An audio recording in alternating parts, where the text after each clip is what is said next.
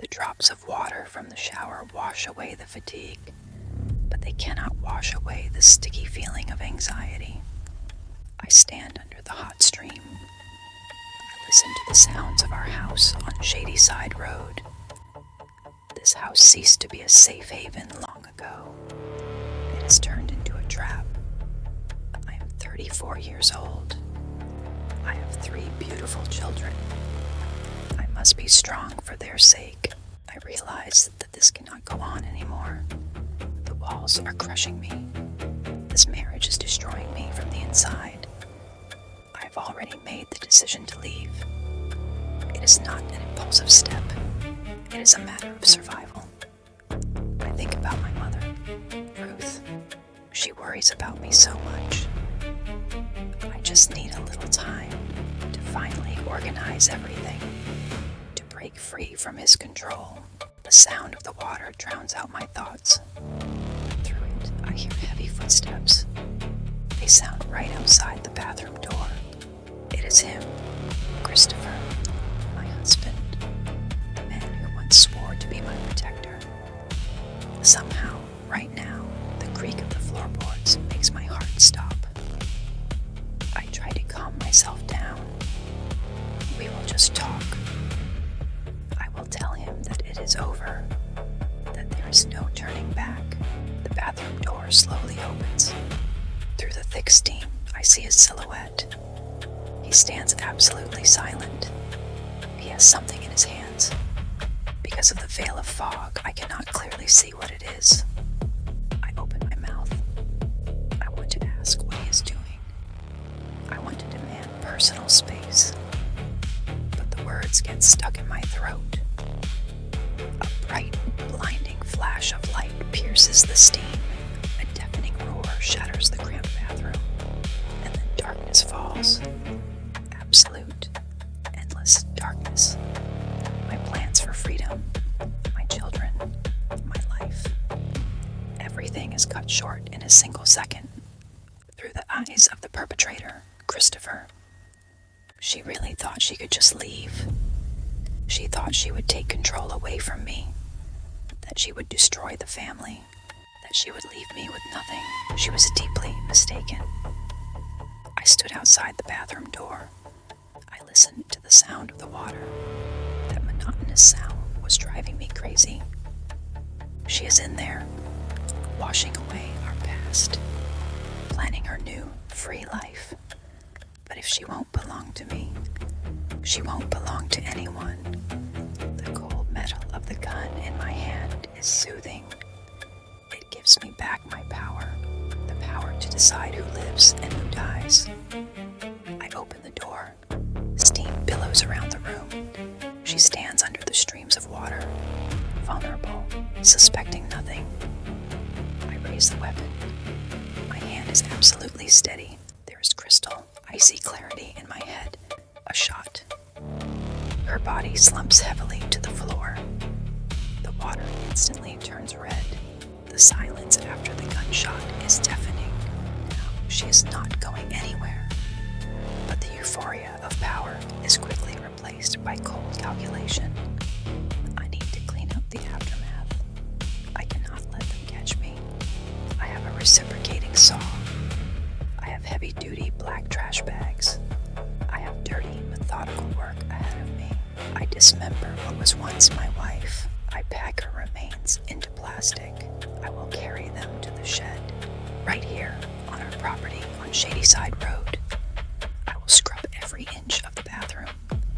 I will patch that damn bullet hole in the wall, and if anyone asks, I will simply say she ran away, abandoned us, abandoned the kids. No one will ever prove a thing. I thought everything through. I am smarter than all of them. Through the eyes of the perpetrator's friend, I still cannot sleep properly. That conversation plays over and over in my head. Christopher was always a bit strange, but we talked, and then he comes to me, nervous, twitchy. His eyes are darting. There's a creepy, heavy energy coming from him. He starts talking, first dropping hints, then becoming confesses to me. He tells his terrifying secret. He says Tiffany is gone, that she is in the shed, in bags. My blood runs cold. I listen to him. I cannot believe my ears. Why is he telling me this? Is he trying to brag? Is he looking for an accomplice? Or is this secret just burning him from the inside? Maybe he needed to unleash it on someone. When he left, I was left alone with the monstrous truth. Tiffany was a mother of 3. I could not carry this inside me. I could not sleep knowing what was lying in his shed. I could not become an accomplice to this horror. With trembling hands, I dialed the police, the Liverpool Township Police. I told them everything. I turned him in, and I would do it again. Through the eyes of the investigator. On December 20th, we received a tip. Someone from Christopher's circle could not bear it. He informed us that a body was hidden on the Shadyside Road property. By this time, Tiffany was already considered missing.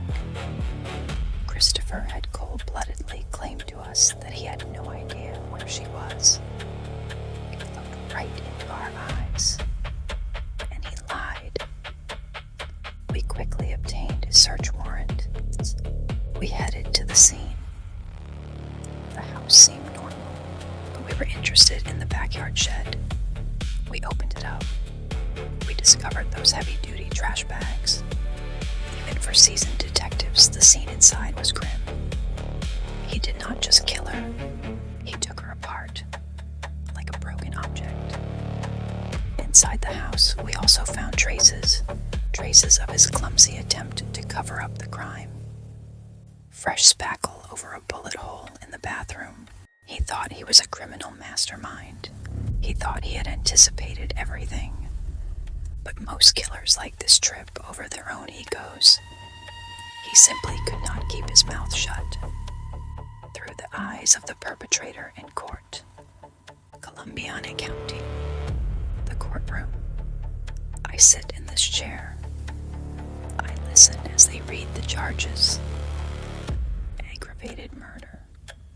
Gross abuse of a corpse. Tampering with evidence. I remember those July pre-trial hearings. That was when I tangled myself in my own lies. I admitted on the stand that I knew where she was the whole time. My perfect legend for the investigators crumbled to dust. I backed myself into a corner. Tiffany's mother, Ruth, looks at me from the stand. There is unbearable pain in her eyes. There is hatred in her eyes. My children, I lost them forever. They were given to relatives. In August, I realized there was no turning back. I pleaded guilty to all 6 counts. And in September, the judge handed down the sentence. Life in prison, with no chance of parole for at least 25 years. 25 years in a concrete box. My brilliant plan turned against me. I locked myself in a cage for the rest of my days.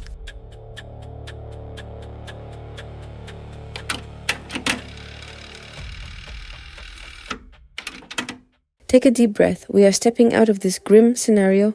It is time to take off these masks and return to reality. We have seen what happened from different sides of the conflict, but to truly learn from this tragedy, we need to dig deeper. We need to understand the gears turning inside such a mind. Because this is not some writer's fiction, but very real behavioral glitches, and the ending for such glitches is always the same. Loss of freedom, oblivion, life within 4 concrete walls. Justice ultimately always catches up with those who think they are untouchable. How can a husband shoot the mother of his children and then calmly dismember her body? What happens inside such a person? Let's break it down. Psychology identifies the so-called dark triad. This is narcissism, Machiavellianism, and psychopathy. Christopher Morrison demonstrated a terrifying combination of these traits. When a partner with highly pronounced narcissism realizes that the victim is about to leave, he does not perceive it as a breakup. He perceives it as a rebellion, as the theft of his personal property. For him, Tiffany leaving was the collapse of his ego. Notice the details of the crime. After the cold-blooded shot, Christopher takes a saw. This is not just an attempt to hide evidence, this is an act of absolute dehumanization. In his eyes, Tiffany ceased to be a human being. She ceased to be a person. She became a problem that needed to be physically taken apart and hidden. This is a manifestation of an extreme form of psychopathy, the lack of empathy and remorse. But the most interesting psychological phenomenon here lies elsewhere. His need to confess to a friend. Why would a killer who put so much effort into concealing evidence suddenly reveal his secret? For a narcissist, a crime often feels like an achievement. It is proof of his superiority over the law and morality. The weight of the secret, combined with a twisted pride, forces them to seek an audience. They need someone to appreciate the magnitude of their deed, someone who will be terrified of their power, and it was exactly this narcissistic need for attention that became his fatal mistake. His ego destroyed him. Let's cast all emotions aside and look at what is officially documented. It is time to turn to the dry investigation materials, only chronology and evidence. Victim: Tiffany Morrison, 34 years old, mother of 3 children. Perpetrator: Christopher Morrison, 35 years old, husband of the victim. Date of the crime: December 18, 2023. Location: Liverpool Township, Columbiana County, Ohio. The family home on Shadyside Road. Investigation details. The investigation determined that the couple was experiencing severe marital difficulties. Tiffany was planning to leave her husband. Christopher shot his wife in the shower. He then dismembered the body with a reciprocating saw. The remains were hidden in trash bags in a backyard shed. Christopher attempted to hide the evidence in the house. He patched a bullet hole in the bathroom. Police discovered the body just 2 days later, on December 20, 2023. The search was conducted after a tip from Christopher's friend. The friend informed the police about the husband's terrifying confession. Trial outcome. During pre-trial hearings in July 2024, Christopher tangled his testimony. He admitted on the stand that he knew the location of the body. In August 2024, he fully pleaded guilty. He was convicted on 6 counts, among them aggravated murder and gross abuse of a corpse. On September 17, 2024, the judge handed down the sentence: life imprisonment. The possibility of parole will not occur for at least 25 years. The couple's 3 children were placed in the custody of relatives. We often build these little room boxes on the channel. We build walls, glue wallpaper, arrange tiny furniture. We create the illusion of a perfect home. But the story on Shadyside Road reminds us of a terrible thing. Sometimes the most dangerous people do not hide in dark alleys. The illusion of safety in your own home is something we take for granted. It is important for us to dismantle any romance around crimes. Christopher Morrison is not an evil genius. He is just a cruel man with an inflated ego, a man who locked himself in a concrete cage for the rest of his days, and we show this on purpose, so that no one has any illusions about how such a path ends. You are watching Victim Path. We are here to explore the darkest corners of the human psyche and draw lessons from them. If this storytelling format makes you think, if you are interested in psychology and forensics without unnecessary romanticization, we would appreciate your subscription and the thumbs up under this video. This gives us the resources to dig further and create new analyses. Be sure to share your thoughts. Maybe you noticed a nuance that we missed, or do you have a case in mind that is long overdue for a breakdown? Leave your requests in the comments. We study everything carefully. Thank you for walking this difficult path with us. And for those who made it to this very second, leave the secret word SHOCK in the comments. This is how we recognize our most dedicated viewers. Stay safe and cherish the people around you.